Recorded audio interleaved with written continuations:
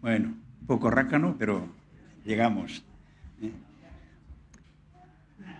¿Quién no ha hecho planes en su vida? Todos, ¿verdad? Todos. Cuando queremos hacer algo, primeramente pensamos en lo que queremos hacer, por qué lo queremos hacer, y luego hacemos lo que normalmente se llama una hoja de ruta, ¿no? ¿Qué es lo que vamos a seguir? Pues, ¿sabéis que yo he encontrado, seguramente que hay más, investigando habrían más, pero he encontrado así muy claramente dos momentos en que Dios hace planes. El primer momento en que hace planes es en la primera página de la Biblia. Cuando Dios observa lo que hay en su entorno, ¿y qué dice la Biblia que ve? Caos. El caos, ¿verdad? Dice, y el Espíritu estaba por sobre las aguas, o sea, estaba todo en desorden. ¿Y qué hace? Un plan. Diseña un plan. ¿Y cuál es el plan? El de la creación. Empieza a hablar, pam, que se haga esto, plam, que se haga el otro, plam, que se haga el otro, pam, que se haga el otro. Y el plan iba funcionando súper bien hasta el final, cuando dice que el Señor vio lo que había creado y lo vio bueno en gran manera. Pero tenía que salir alguien para estropear el plan, ¿no? Y ese alguien fue una parte de la creación que fueron pues tú y yo. Los humanos vinieron a entorpecer el plan perfecto de Dios. Si Dios es perfecto, no se podía permitir que alguien tan pequeño como el hombre estropeara su plan. Entonces, ¿qué hace? Segundo plan. Y ahí es donde veo yo el segundo plan. ¿Quién se acuerda de Juan 3:16? Porque de tal manera amó Dios al mundo que ha dado su unigénito, a todo aquel que en él cree no se pierda, mas tenga vida eterna. Lo cual quiere decir que Dios ideó un plan, ¿para qué? Para que aquel hombre que se había despistado del primer plan se volviera a el plan original. ¿Y este plan en qué consistía? Primeramente, en una motivación. Y la motivación era que Dios amaba a aquel que se había perdido. Y este plan además tenía un objetivo. ¿Qué objetivo tenía ese plan? Palabra también, que todos procedieran a arrepentimiento, ¿verdad? ¿Y en qué consistía el plan?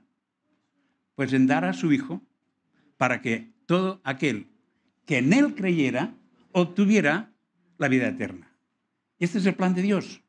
Entonces, el plan de Dios, ¿sobre a quién recayó llevarlo a cabo? Al Hijo. Y el Hijo tenía que venir aquí. Y vino aquí.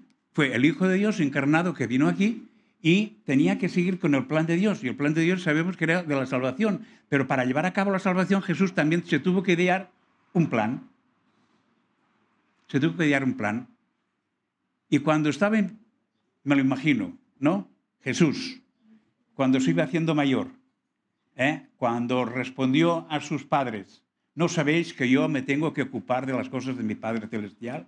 En aquel primer momento ya empezó a pensar cómo iba a hacer que el plan de Dios se llevara a cabo a través de él. Ahí termina el relato bíblico sobre él, qué es lo que hizo, ¿no?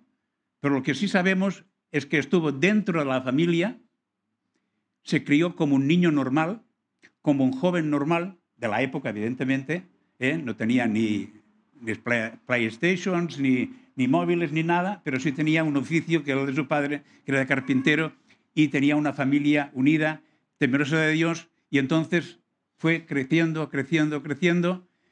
Algunos historiadores dicen que se puso, además de recibir enseñanza de la sinagoga, que como cualquier judío, que se tomó enseñanza de los esenios. Los esenios eran un grupo judío que se había apartado del mundo para investigar sobre la voluntad de Dios a través de las escrituras, ¿no? que tenían. Evidentemente todo el Antiguo Testamento se tenía por aquel entonces. Entonces pues, parece ser que Jesús tuvo contactos con los esenios por la manera que luego enseñaba, por el método que tenía de enseñar, ¿no? Y llegó el día que se tuvo que lanzar ya, decir, ya no puedo aguantar más. O sea, los preparativos para llevar a cabo el plan se tienen que terminar y hay que pasar a la acción, ¿verdad? Y sabemos que el primer paso que hizo fue a cumplir con un precepto que estaba moviéndose en aquel momento. Y aquel precepto era bautizarse de los pecados para poder estar limpio, ¿no?, de cualquier ofensa delante de Dios. ¿Quién estaba predicando esto? El precursor de quien tenía que llevar a cabo el plan de Dios.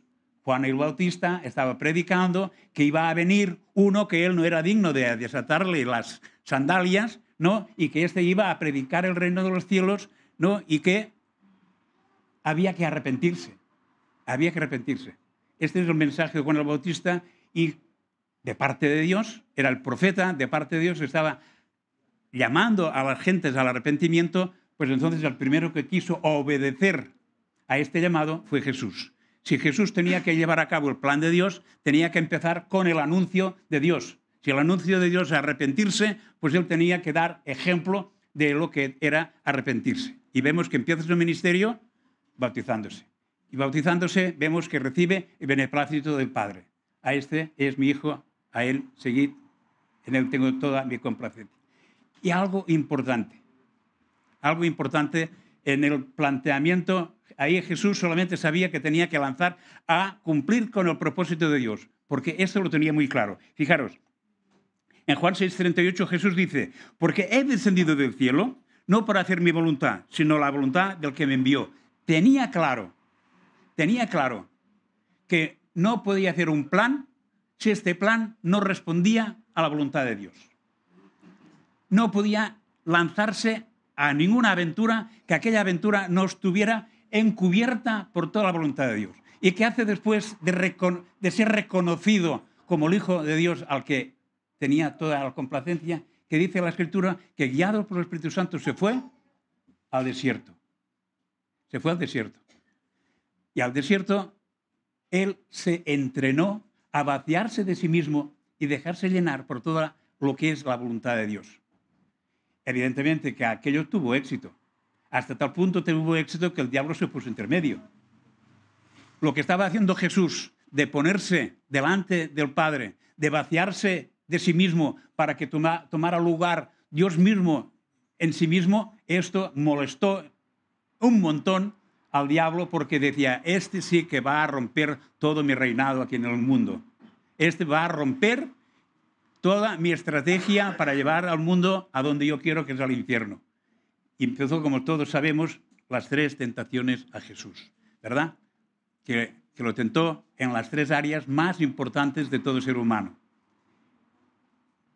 Terminó, como sabemos, victorioso. Porque ¿cómo venció? ¿Sabemos cómo venció las tentaciones Jesús al diablo? Solamente con una frase. Escrito está. Estaba tan lleno de lo que Dios había hecho y había hecho ya con él, que podía decir tranquilamente que lo que estaba escrito era poder de Dios para vencer al diablo. Y con sencillamente decir, escrito está, el diablo tenía que retirarse y se retiró. Y dice la Escritura que lleno del Espíritu Santo empezó a andar por las aldeas, ¿verdad?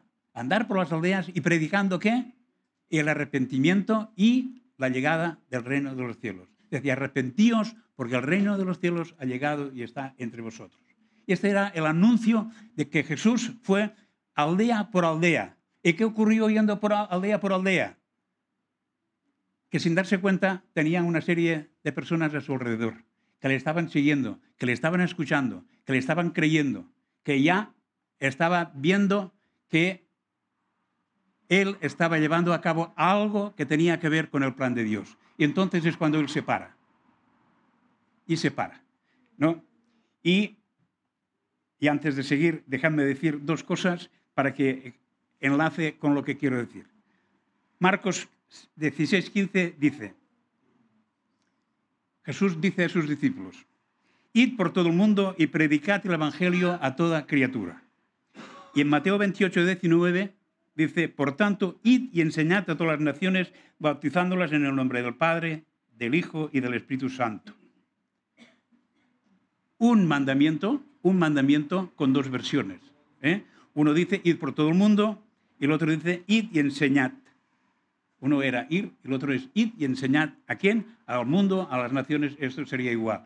Un mandamiento con dos versiones que vienen a complementar el plan de Jesús. De alguna manera, cuando Jesús salió del desierto, lleno del Espíritu Santo, y empezó a predicar, y vio que había mucha gente a su alrededor, entre comillas, como si le hubiese entrado una especie de temor y decir, ¿cómo me meto yo solito en este berenjenal? ¿Cómo me voy a meter yo, no, a cumplir el plan de Dios yo solo? Y entonces, como si pensara, yo solo no puedo, pero ahí me sigue un montón de gente y con esta gente que me sigue, quizás puedo encontrar colaboradores que me ayuden a cumplir con el plan de Dios, con el plan de mi Padre.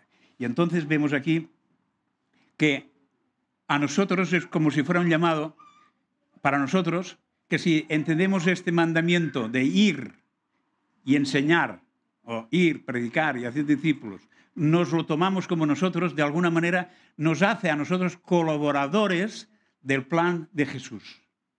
Sabemos que el plan de Jesús tenía que estar diseñado, la hoja de ruta de Jesús tenía que estar cumpliendo con el plan que tenía de salvación el Padre. Tenía que conseguir, tarea ardua, tenía que conseguir que la humanidad se retractara de sus caminos, se volviera de sus caminos y se volviera al Padre. ¿A través de quién? De Él mismo. Tarea poco complicada para hacerlo solo. Por eso su plan empezó con una hoja de ruta que diríamos que tiene 8 estaciones. Esta hoja de ruta tiene 8 estaciones. La primera de todas es que de los que le seguían, de todos los que le seguían, tenía que seleccionar a sus colaboradores más cercanos. Para hacer esto, no lo podía hacer por su propia intuición, por su propia sabiduría, tenía que hacerlo plan divino, estrategia divina, solución divina. ¿Cómo encontrar la solución divina? Poniéndose delante de Dios. Y dice que la Escritura se pasó toda una noche orándole al Señor y al día siguiente de los discípulos, dice así, y cuando fue de día, dice Lucas 6:13, y cuando fue de día, llamó a sus discípulos, de todos los que le seguían. ¿Os acordáis que en la última predicación ya aclarábamos que creyente y discípulo era una moneda? ¿No eran dos cosas? Por lo tanto, los que le seguían creían en él y además permanecían en él. Por lo tanto, les llamaba discípulos ya en todo su significado pleno, ¿no? Y escogió a 12 de ellos. Por lo tanto, que dice, y a los cuales llamó apóstoles. De sus discípulos escogió a 12.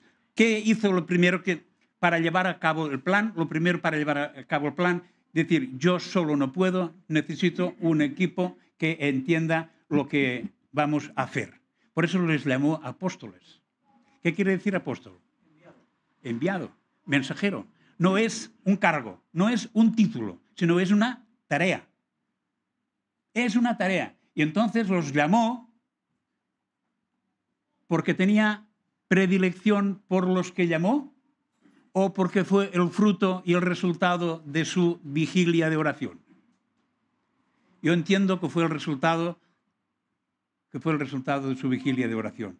Porque como luego sabemos en la historia, sus discípulos, sus apóstoles, le trajeron más quebraderos de cabeza que bendiciones. Pero ya formaba parte del plan. Ya formaba parte del plan. Porque este era el segundo eslabón. Y el segundo eslabón era asociarse con ellos, estar con ellos, vivir con ellos. Dice en Mateo 28:20, enseñándoles que guarden todas las cosas que os he mandado. Y aquí yo estoy con vosotros todos los días. O sea que él ya se había comprometido con aquellos 12 que había escogido a estar con ellos todos los días. Por lo tanto, no solamente era seleccionarlos, escogerlos, sino que había un compromiso de asociación. Ya no voy solo, vamos juntos. Ya no soy yo, sino somos. Somos los que vamos de aldea en aldea. Ya no soy yo que voy de aldea en aldea. Somos los que vamos de aldea en aldea. Evidentemente que uno llevaba la voz cantante, y este era Jesús, y los otros ponían oreja para escuchar la voz cantante, ¿no? Y ahí veremos como para que esto funcionara se necesitaba un tercer eslabón. Y el tercer eslabón era la entrega. No había suficiente ser escogido. No había suficiente en vivir juntos, sino que había un tercer punto, un tercer eslabón, una tercera estación a donde recapacitar y darse cuenta de dónde estábamos. Jesús dice, llevad mi yugo sobre vosotros y aprended de mí, que soy manso y humilde de corazón y hallaréis descanso para vuestras almas. Hemos dicho que estos 12 apóstoles no eran peritas de gloria, sino que había ahí trabajo a hacer con ellos. Por eso Jesús sabía que eran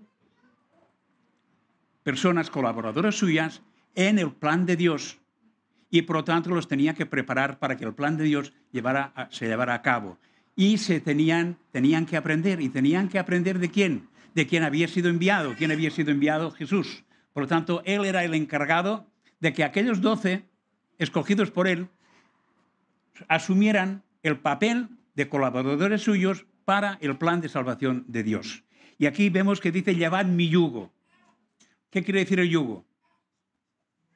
¿Sabéis lo que es el yugo, verdad? No sé si algunos de vosotros lo habéis visto funcionar, el yugo. Gracias.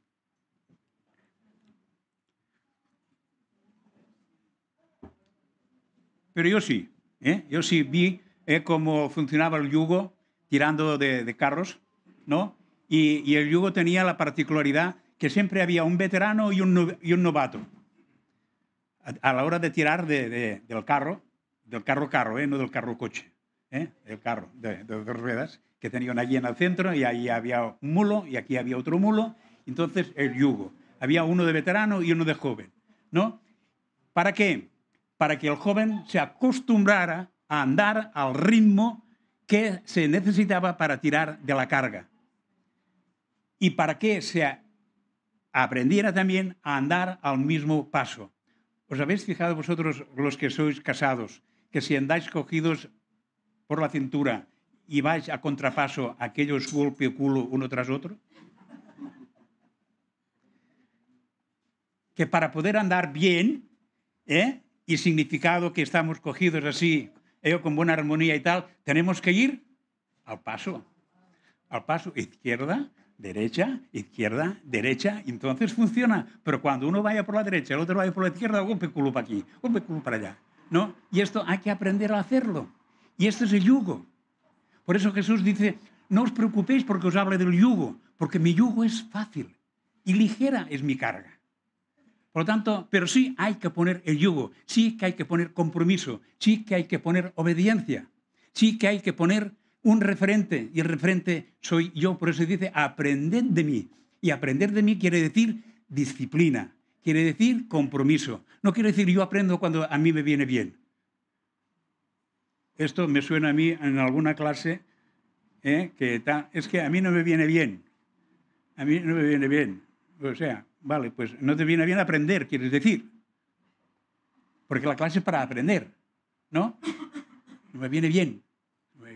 Bueno, ¿por qué? Porque falla, diríamos, este tercer eslabón, que es el consagrarse a aquello que hemos sido llamados. Jesús había escogido a los discípulos, ¿para qué? Pues para que le siguieran. ¿Para qué? Para que aprendieran. ¿Y aprendieran el qué? El plan de Dios, para cuando llegara el momento de hacerlo solos, porque él tenía que irse. Para todo esto, el otro eslabón es el de la comunicación. Jesús se pasaba las 24 horas con sus discípulos. Seguramente que hablarían de todo. No hablarían de fútbol porque aquello entonces no había fútbol, ¿no?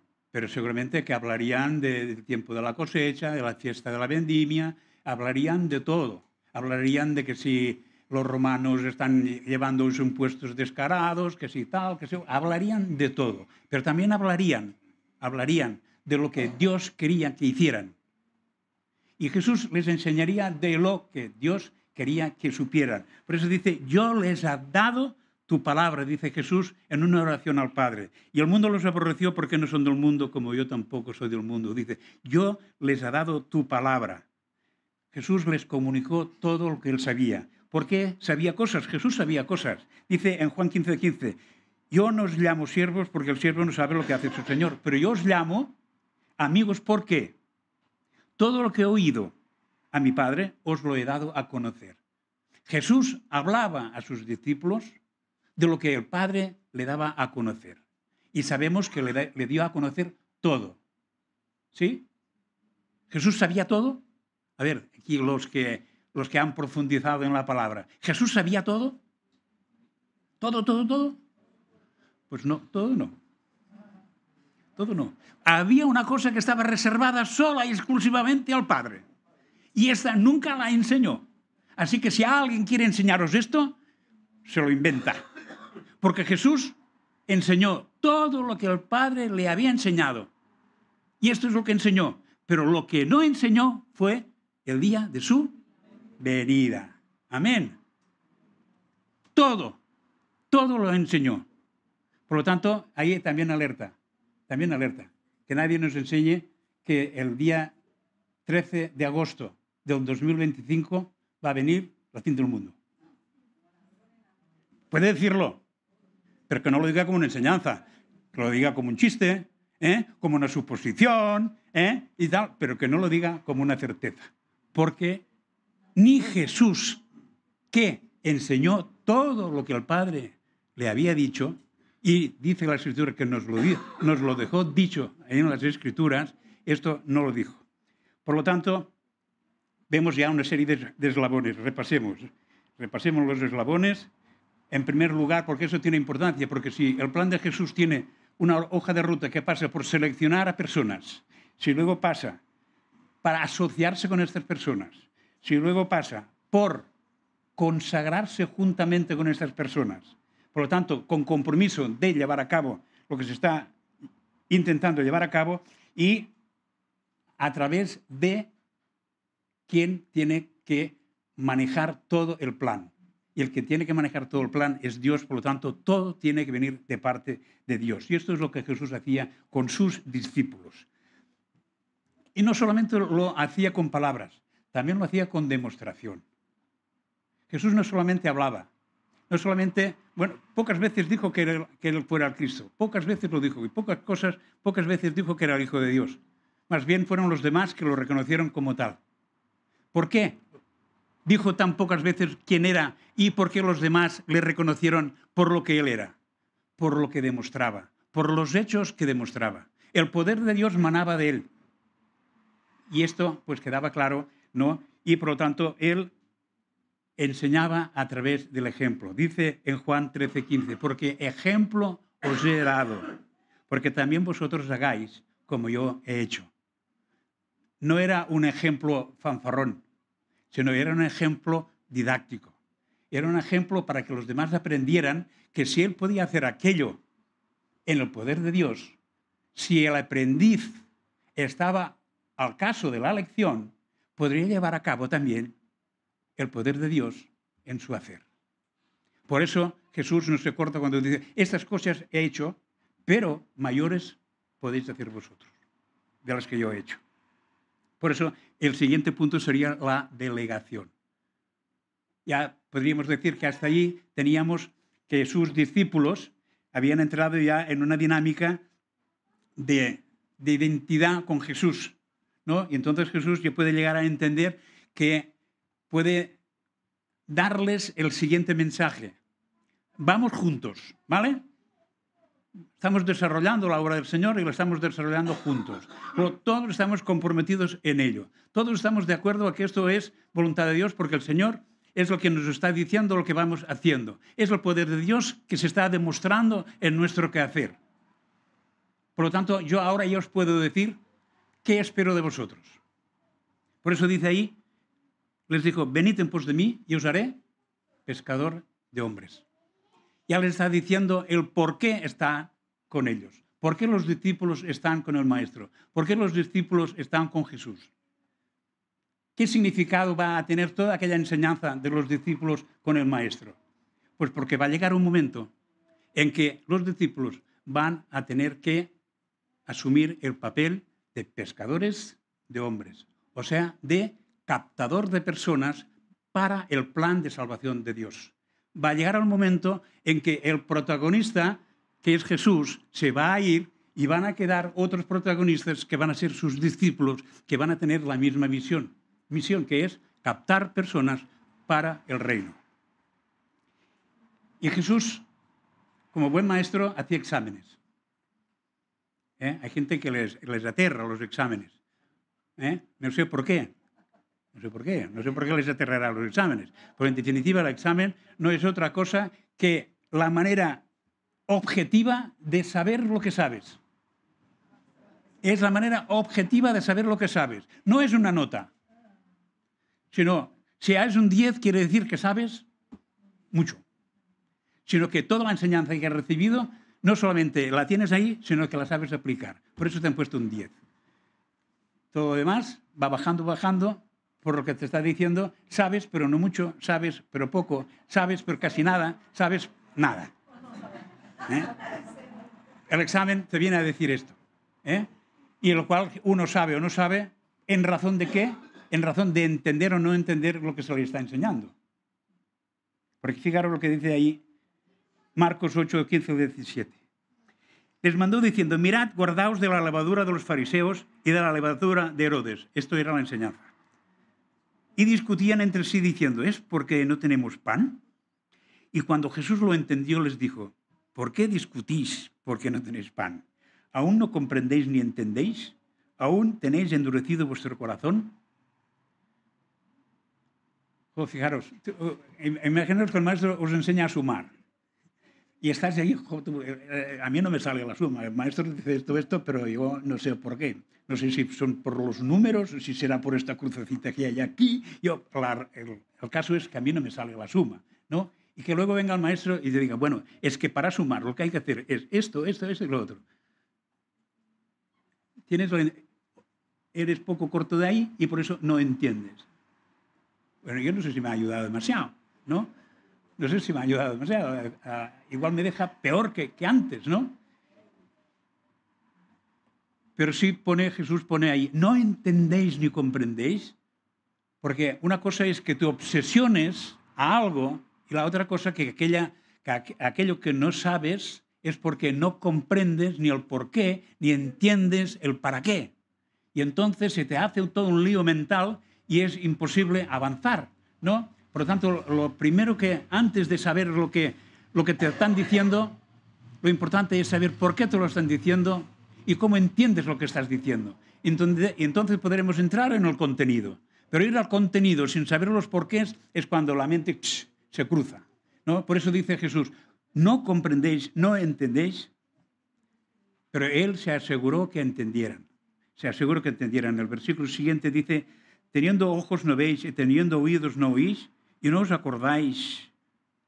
Cuando partí los 5 panes entre 5.000, ¿cuántos canastos llenos de pedazos alzasteis? Y le dijeron 12. Y cuando los 7 panes entre 4.000, ¿cuántos canastos llenos de los pedazos alzasteis? Y ellos dijeron 7. Y les digo, ¿cómo es que aún no entendéis? ¿Qué les quería darles a entender? Que sus enseñanzas, demostradas en poder, podían ser falsificadas. Podían ser falsificadas. Esto es lo que quería llegarles a entender aquí. Pero vemos otros momentos en que el Señor da enseñanza y dice a la Escritura que cogía a sus discípulos aparte y les daba razón del significado de la parábola. Lo cual, ¿qué quiere decir esto? Que Jesús no solamente daba con palabra o con hechos, sino que luego quería asegurarse de que habían captado lo que se les enseñaba. O sea, que hacía una supervisión para que realmente aquello que íbamos avanzando se estaba consolidando. Amén. Y ahora viene el último. Estábamos, no sé si los habéis ido contando, estábamos en el 7. Y llegamos al último, que es el de la reproducción. Ya estamos ya consolidados. sabemos y entendemos el para qué y el por qué de la enseñanza. Hemos visto cómo esta enseñanza se podía llevar a cabo en las demostraciones de nuestro Maestro Jesús. Hemos visto que realmente nosotros no éramos cualesquiera, sino aquellos que Jesús escogió para que nos comprometiéramos con Él para llevar a cabo el plan de Dios. Y dice luego en Juan 15:16, no me habéis elegido vosotros a mí, sino que yo os he elegido a vosotros. Y os he designado para que vayáis y deis fruto. Vuestro fruto permanezca para que todo lo que pidáis al Padre en mi nombre os lo dé. O sea, no nos ha elegido. Jesús no eligió a sus discípulos porque sí, a la ligera, sino los eligió por dirección del Padre, como respuesta de la oración que estuve haciendo, y con un motivo, para que ellos pudieran dar fruto. Y para que pudieran dar fruto, si os acordáis, hizo 2 exámenes. En esos 3 años que estuvieron los discípulos con Jesús, para ver si eran capaces o no de dar fruto, hicieron 2 exámenes. Una vez mandó a los 12 de 2 en 2 a por las aldeas, ¿verdad? Y luego, cuando los discípulos ya, de alguna manera, estos 12 se habían reproducido con otros discípulos de la multitud, eran 70 ya, no eran 12, sino que ya eran 70, lo cual quiere decir que aquellos 12, de alguna manera, ya cada uno de ellos había hecho su propio oiko, ¿verdad? Había tenido ya su propio impacto y habían pasado de 12 a 70. Aquellos 70 fueron mandados exactamente igual. Y fueron todos mandados con el mismo carácter, con la autoridad de Jesús. ¿Para qué? Para que predicaran y pudieran sanar y liberar. ¿Vale? Sabemos que los resultados, ellos se glorificaban de que había ido todo bien, pero que en algunos casos no había manera. Y el Señor les tuvo que decir, bueno, es que esto no va tan simple como os creéis, sino que hay que meter un poquito más de carne en el asador, hay que meter oración y ayuno, ¿no? Quiero decir con esto, ¿no?, que el Señor enseñaba y supervisaba y luego rectificaba, ¿no? La palabra, los escogí para que vayan y lleven fruto. Esto fue a sus discípulos. Pero si pensamos ahora al principio en el mandamiento, con las 2 versiones del mandamiento, vemos que a quien está llamando Jesús también es a todo creyente discípulo. Y está diciendo, ahora espero, Jesús nos está diciendo a ti y a mí, ahora espero, como seguidor, como creyente, como discípulo mío, que uses mis mismos pasos. Entonces nos está llamando a seguir el mismo plan de ruta que Él siguió. Entonces, este plan de ruta, para que nosotros ahora lo pudiéramos llevar a cabo, pues es tan sencillo como darnos cuenta que cuando el Señor pasó el primer plano, que era el de selección, quiere decir que cada uno de nosotros hemos de estar pensando en alguien a quien poder enseñar, a quien poder discipular. Todos nos conocemos. Todos nos conocemos. Y conocemos quién o quiénes yo puedo ser de ayuda. Jesús tenía ya una multitud de discípulos. Podía escoger a cualesquiera. Porque a cualesquiera podía escoger para llevar a cabo el plan de Dios. Pero para asegurarse, lección que nos da, no es mi criterio, no es mi empatía, sino es lo que Dios dice y Dios manda. Entonces yo tengo un entorno. Estamos hablando nosotros ahora de la iglesia, estamos hablando de nuestras células. Por lo tanto, cada uno está en un entorno de célula. Ahí en su entorno de célula, pues hay un entorno con unas necesidades de discipulado o no. ¿A quién yo asumo el papel de discipulador? ¿A quién escojo como discípulo? Pues a fulanito porque, mira, me cae bien. Mal. Pues este porque parece que está verde. Mal. Pues este porque le veo que tiene madera de líder. Mal. ¿Por qué mal? Porque todos son razones viables. ¿Por qué mal? Porque Jesús no lo hizo así. Sencillamente por eso está mal. Porque Jesús lo hizo a través de oración y de buscar la voluntad de Dios y la dirección de Dios a la hora de hacer su selección. Por lo tanto, nosotros sí queremos tener la actitud correcta de estar en la hoja de ruta de Jesús y que estamos en una selección, pero lo que debemos hacer es que tal y cual lo hizo Jesús. Entonces yo me comprometo a estar orando por mi célula, con todo el entorno de mi célula, con todo el entorno de la iglesia y ver dónde el Señor me está poniendo el nombre clave que yo tengo que discipular. ¿Dónde está esta necesidad de parte de Dios para que yo sea el discipulador de fulanito de tal? Y entonces es cuando yo puedo empezar a obrar con tranquilidad, sabiendo que Jesús va a estar conmigo hasta el último de los días, porque Jesús se va a asociar conmigo y con el discípulo. Y seremos un pack de tres. Jesús director, yo maestro y el otro alumno. Y en este pack de tres va a funcionar el discipulado. Entonces podremos hablar perfectamente de que estamos haciendo el plan de Dios del Nuevo Testamento en el siglo XXI. Y esta asociación la vamos a concretizar, porque evidentemente no es lo mismo el entorno cultural del Nuevo Testamento que el entorno cultural y social del siglo XXI. No sé, cuando estaba Jesús moviéndose por toda Palestina, estaban, pues, los tiempos estaban libres porque estaban en la época, ahora se me ha ido el nombre,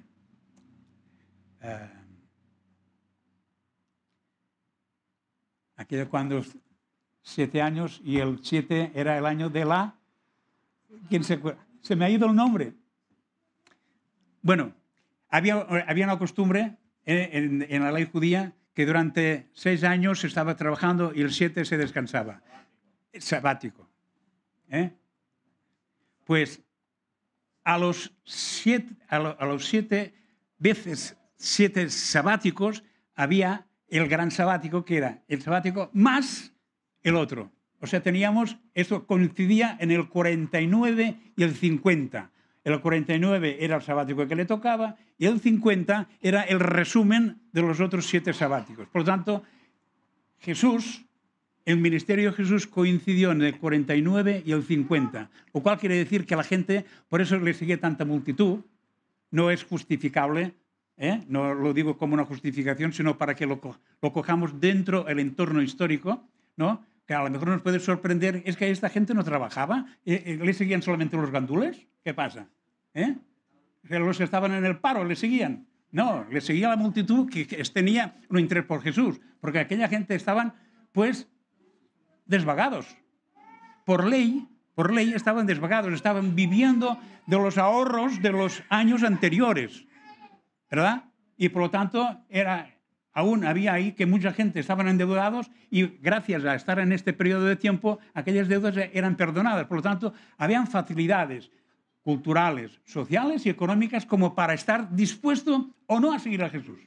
¿No? Evidentemente esto no pasa aquí. En el siglo XXI no tenemos esta situación. Hay que trabajar, ¿no? Y estamos en un contexto de Olot que hay que trabajar y mucho. Porque si no trabajas y mucho, te quedas sin trabajo. Van a coger otro. Porque como trabajo hay y ganas de trabajar, pues también hay gente que necesita trabajo. Si no lo haces tú, el dueño le importa muy poco decir, si no lo haces tú, tranquilo, vete y a coger otro, porque hay gente. Por lo tanto, estamos en un entorno que no es el mismo. Por lo tanto, este asociacionismo de Jesús, maestro y alumno, lo tenemos que hacer cuadrar en esas necesidades socioculturales en las que nos movemos, ¿verdad? No tenemos el tiempo que queremos, tenemos el tiempo que tenemos. Por lo tanto, hay que casarlo, pero sí hay que tener en cuenta que el eslabón es el de asociarse con el discípulo, lo cual hay que buscar un tiempo. Por eso estamos hablando de células semanales, para que en este tiempo, como mínimo una vez a la semana, pues se pueda llevar a cabo el asociacionismo juntos, ¿no? Y a partir de allí, pues ejecutar el discipulado.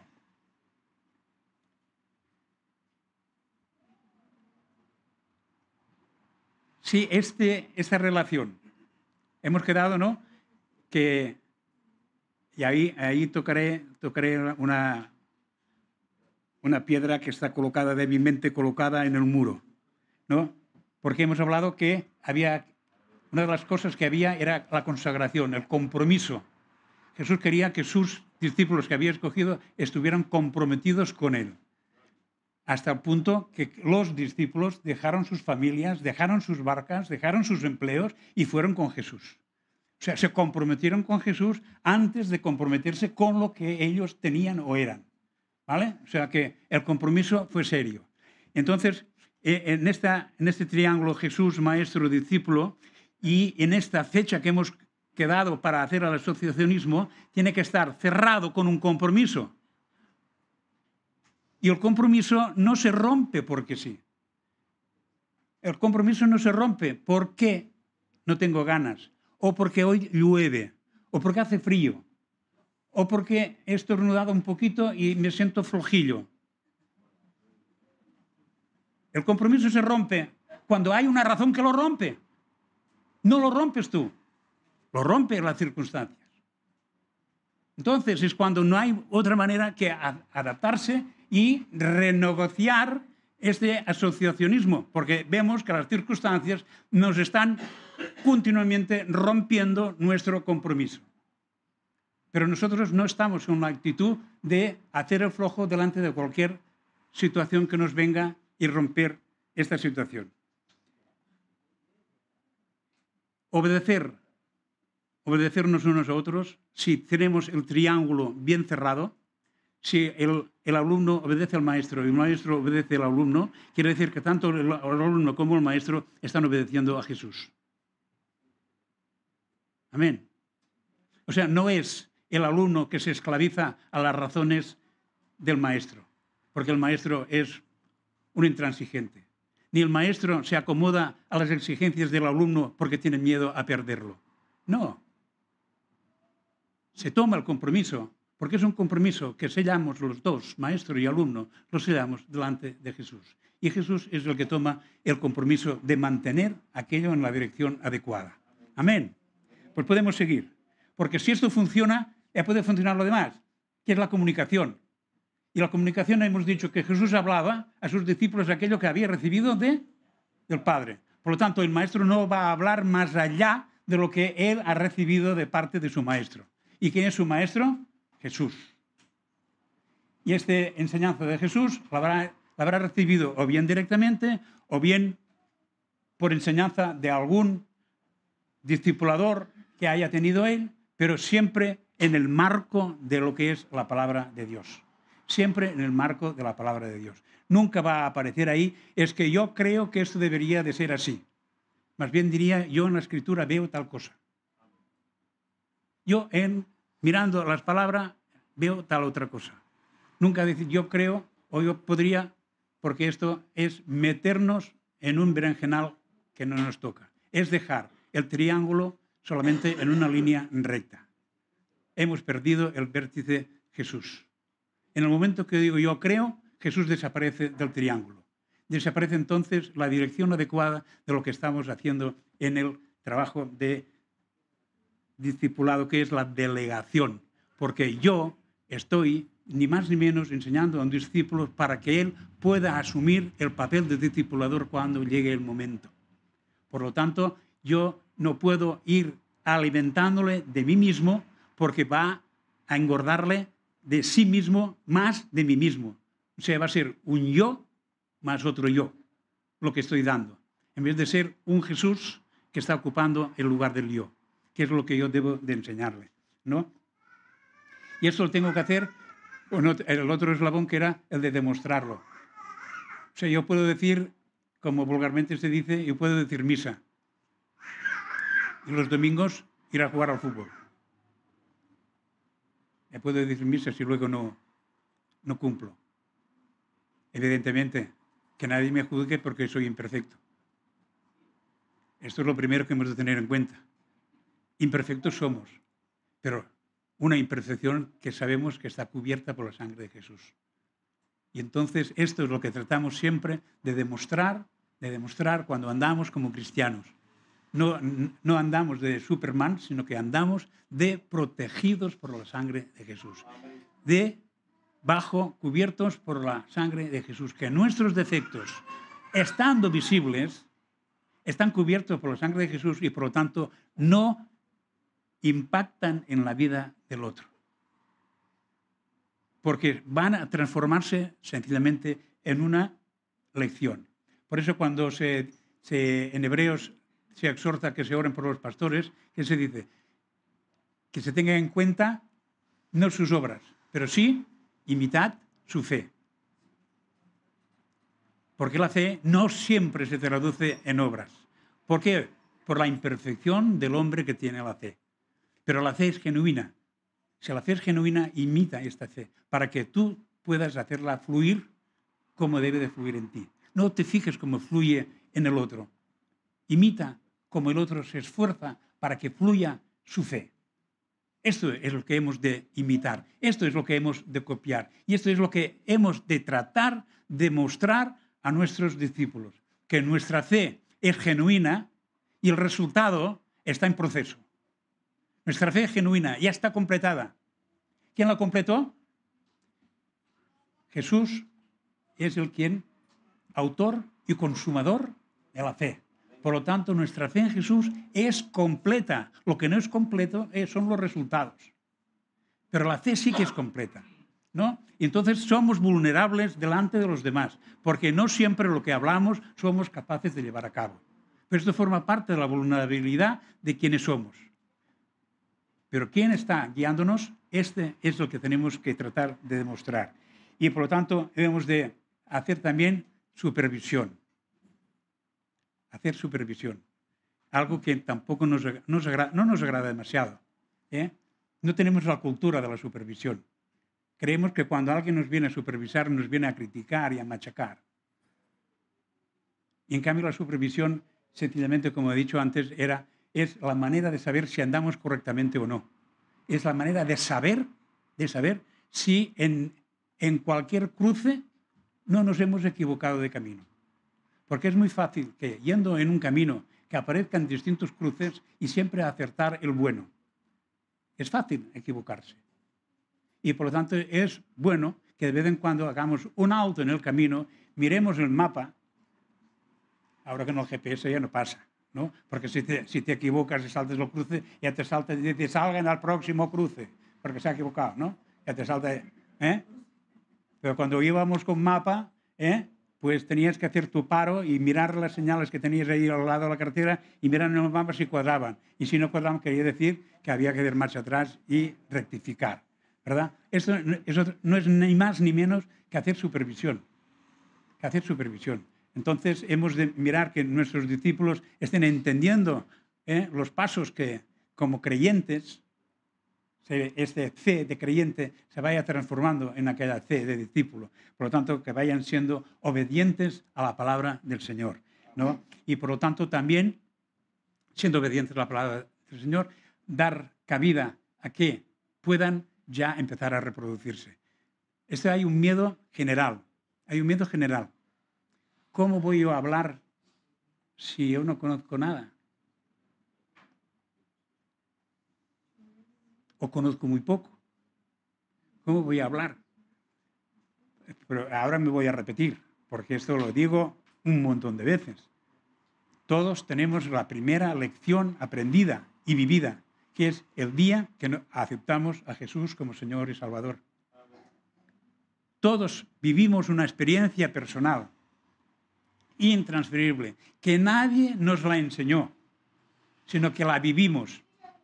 No nos la enseñó nadie, es que vas a hacer esto y vas a sentir esto y vas a sentir lo otro y lo de más allá. A lo mejor te lo han dicho, pero lo que ocurrió no tuvo nada que ver con lo que te dijeron. Fue algo tan íntimo y tan personal que lo puedes compartir cuando te dé la gana, porque es la primera lección y el primer milagro que viviste en tu vida. Por lo tanto, ya tienes para compartir, ya tienes para enseñar, ya tienes para asociarte y decir, mira, yo estoy ahí y lo que sé, yo sé muy poco, pero sí entiendo que Jesús ya es el que lleva mi vida. Sí, entiendo que yo puedo dirigirme a Él en cualquier necesidad, me dirijo a Él y tengo la seguridad de que Él me escucha, ¿no? Y todo eso que estás viviendo en plan sencillo, en plan tal, ya se puede ir andando. Evidentemente que el otro te va a hacer preguntas que tú no sabes qué contestar. Chapó por esto. Y chapó por esto porque te va a obligar a buscar la respuesta para dársela. Y tú vas a crecer. Vas a crecer tú para ayudar a crecer a otro. O sea, gracias a la debilidad del otro, te estás fortaleciendo tú al darte cuenta que también eras débil. Por lo tanto, quiere decir que todos los que aquí estamos, habiendo recibido al Señor como Salvador de nuestras vidas, todos estamos capacitados para reproducirnos. Todos. No solamente el evangelista, no solamente el pastor, no solamente el que tiene simpatías o que tiene don de gentes. No, todos, porque todos hemos pasado por esta experiencia personal de haber aceptado a Jesús. Y si lo hacemos, nos hemos transformado en colaboradores del plan de Jesús para que su reino se extienda. El Señor nos ha llamado colaboradores suyos, y no por nuestra competencia, sino por su competencia. Pero nos llama colaboradores.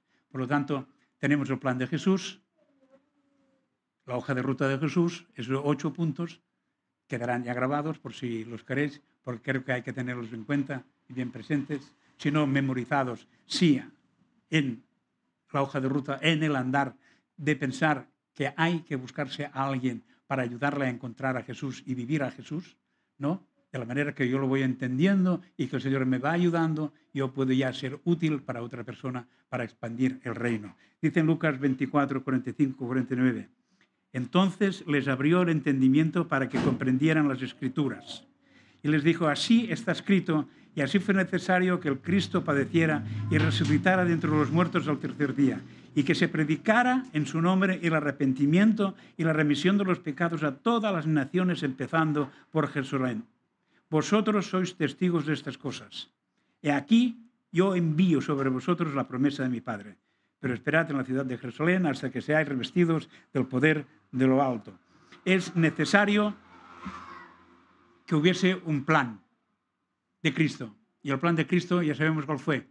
Venir, enseñar y ser crucificado, morir en la cruz y resucitar. ¿Para qué?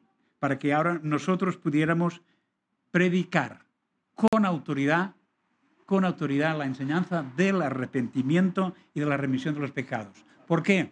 Porque lo hemos vivido, lo hemos experimentado. Quizás doctrinalmente no sabemos muy bien cómo funciona, pero sí sabemos que cuando nos hemos entregado a Jesús, el peso de los pecados se fue. La culpabilidad de los pecados se fue. Esto sí lo sabemos, porque lo hemos experimentado en nuestra vida. Al confesar nuestra debilidad delante de Jesús y al ponernos en sus manos y dar fe a que su muerte y su resurrección era en remisión nuestra, esto lo hemos podido experimentar, que ha sido verdad en nuestras vidas. Por lo tanto, lo podemos empezar. Por eso digo, vosotros sois testigos. Soy testigo de que la muerte de Jesús y su resurrección ha influido en mi vida. Soy un testigo. ¿Eres un testigo? Si confiesas a Jesús, eres un testigo. Eres un testigo. Y un testigo lleno de poder. Porque aquí está la promesa, pero sabemos que la promesa ya llegó. La promesa ya llegó. Ya vino el Espíritu Santo para darnos poder para poder ser testigos. Y un testigo, la verdad, no es complicado ser testigo. No es complicado ser testigo. Imaginaros que ahora al salir del culto, ahí, en este cruce, un coche arrastra una moto. Os llaman a que declaréis. ¿Qué vais a declarar? ¿Lo que os parece o que ocurrió? ¿Declararéis lo que os gustaría que hubiese ocurrido? ¿O declararéis lo que habéis visto? Declararemos lo que hemos visto. No sabemos la intención ni del coche ni la intención de la moto, no sabemos las intenciones, pero sí sabemos que uno se metió encima del otro. Y que uno iba recto y el otro salía del cruce y se la pecaron. Sabemos esto. Sabemos nosotros que el día que nos entregamos a Jesús, Jesús vino a morar en nosotros. ¿Sabemos esto? Pues esto es lo que tenemos que compartir. Este es nuestro testimoniaje, lo que Jesús hizo. Luego lo demás vendrá por añadidura. Amén. Entonces, tenemos hoja de ruta para ser discipuladores. Discípulos se entiende que ya lo somos. Amén. La otra cosa es que ejerzamos. Y el mensaje de hoy es para que seamos discipuladores. Discípulos que hacen discípulos. Amén. Que el Señor nos bendiga.